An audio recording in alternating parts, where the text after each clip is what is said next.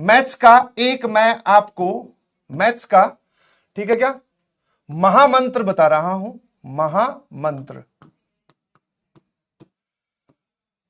एक बच्चा है स्टूडेंट ए जो कि यहां बैठा है और उसके हाथ ऐसे फोल्ड है, उसके सामने सवाल आया, वो ऐसा है और वो पता क्या बोलता है हर सवाल में, हमें कैसे पता चलेगा।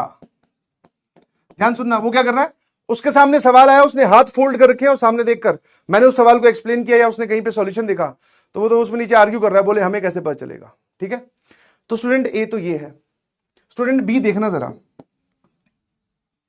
स्टूडेंट बी है, करके देखना पड़ेगा, करके देखना पड़ेगा।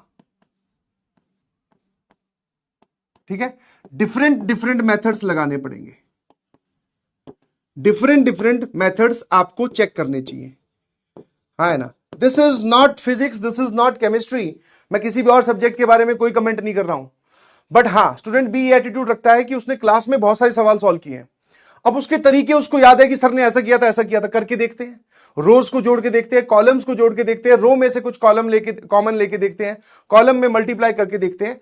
तो इसका एटीट्यूड है करके देखना पड़ेगा। आप इन दोनों में से कौन सी वैरायटी में, अगर आप इसमें लाई करते हैं तो प्लीज इसमें शिफ्ट हो जाइए, बिकॉज मैथमेटिक्स सीखने का सिर्फ यही रास्ता है। ठीक है, यहां पर आपके नंबर या आपकी ग्रोथ कुछ नहीं होगी, करके देखना पड़ेगा ही एक तरीका है, करके आपको देखना ही पड़ेगा, यही मैथ्स का महामंत्र है जी। अगर आप भूले बिसरे इस कैटेगरी में लाई करते हैं तो शिफ्ट इनटू दिस, करके देखिए प्लीज, एक सवाल को डिफरेंट डिफरेंट मेथड से अप्लाई कीजिए, ट्राई कीजिए, जरूर वो सवाल अपना दम तोड़ देगा। सर इसमें तो टाइम बहुत लगेगा, इसकी सिचुएशन तो ज्यादा बढ़िया, ये तो देखते ही बोलते रहे हमें कैसे पता चलेगा। ये कुछ सीखा नहीं, आप टाइम लगा रहे हो, आप टाइम इन्वेस्ट कर रहे हो, मतलब आप सीख गए। यस, शुरुआत में मैं मानता हूं टाइम बहुत लगेगा, बट शुरुआत में लगाया गया टाइम धीरे धीरे फ्यूचर में और पेपर में आपका टाइम बहुत कम कर देगा सवालों को सॉल्व करने वाला। एसएमजे, समझ गए।